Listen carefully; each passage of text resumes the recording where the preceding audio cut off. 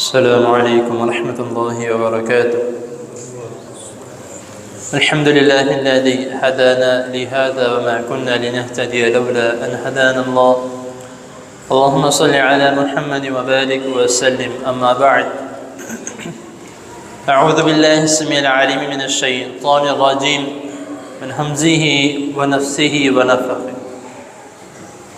شهر رمضان الذي أنزل فيه القرآن هدى للناس وبينات من الهدى والفرقان.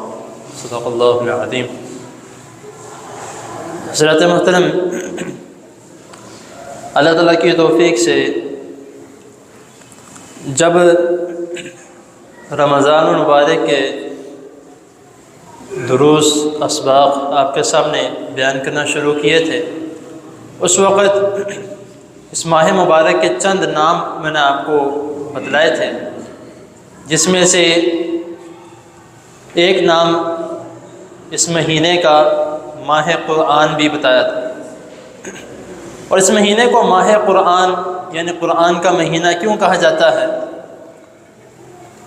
اس مہینے کو شہر القرآن اس لیے کہا جاتا ہے کیونکہ اس میں قرآن مجید کی تلاوت کی جاتی ہے، اور خاص طور پر اس میں قرآن مجید نازل کیا گیا. اس طرح میں نے آپ کے سامنے آیت کریمہ تلاوت کی ہے، شہر رمضان الذی انزل فیہ القرآن. اور تیسری جو وجہ ہے وہ یہ ہے کہ جتنا باقی دنوں میں یعنی باقی 11 مہینوں میں قرآن مجید نہیں پڑھا جاتا، جتنا اس ماہ مبارک میں قرآن مجید پڑھا جاتا ہے. آپ دیکھ سکتے ہیں کہ تقریباً ہر نماز کے بعد کوئی نہ کوئی نمازی یا کوئی بھی ایک دو قرآن مجید لے کر کوئی کدھر بیٹھے ہیں کوئی کدھر بیٹھے ہیں، وہ بیٹھ کے تلاوت کر رہے ہوتے ہیں. باقی دنوں میں یہ دیکھنے کو نہیں ملتا. اور جاتے جاتے اس میں قرآن مجید کا ایک تھوڑا سا تعارف بھی ساتھ ہی بیان کر دوں، کیونکہ آگے چند دروس جو ہیں وہ قرآن مجید کے متعلق ہیں. تو اس کے بعد انشاءاللہ باقی جو اعتکاف کے اور انشاءاللہ آگے ساتھ چلیں گے. تو قرآن مجید کو قرآن کیوں کہا جاتا ہے؟ اکثر اسکول کالجز میں یہ سوال کیا جاتا ہے کہ قرآن مجید کو قرآن کیوں کہا جاتا ہے. دراصل قرآن کا مطلب جو ہے وہ بار بار پڑھی جانے والی کتاب.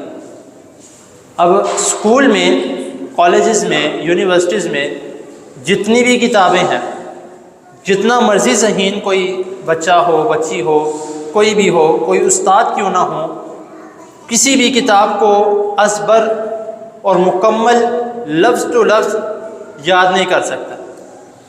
ورڈ بائی ورڈ کوئی بھی کسی بھی کتاب، کیمسٹری ہے، بایو ہے، فزکس ہے، کوئی بھی کتاب ہے، اس کو مکمل یاد نہیں کر سکتا، اور وہ بھی ورڈ ٹو ورڈ، ایک لفظ سے دوسرے لفظ تک اس کو یاد نہیں کر سکتا.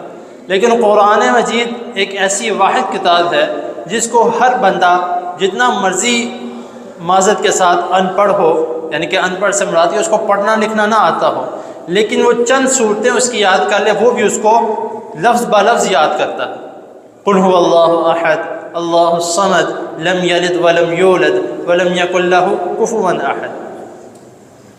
تو صرف اور صرف اس قرآن مجید کو یہ شرف حاصل ہے کہ اس کو جو بھی یاد کرتا ہے تو ایک تو یاد کرنے کا ثواب بہت ہے، دوسرا یاد کرنے کا مزہ بہت ہے، تیسرا یاد کرنے کا جو طریقہ کار ہے وہ ایک کمال کا انداز ہے، اور چوتھا کہ جو اس کو یاد کرتا ہے تو اگر یاد رکھے تو وہ اس کے لیے شفاعت کا ذریعہ بھی بنتا ہے. تو اسی لیے ہمیں کوشش کرنی چاہیے کہ یہ ماہ مبارک میں اور باقی بھی مہینوں میں اس کو کوشش کرے کہ زیادہ سے زیادہ پڑھا کرے. تو انشاءاللہ تعالی یہی ہمارے لیے نجات کا ذریعہ ہے.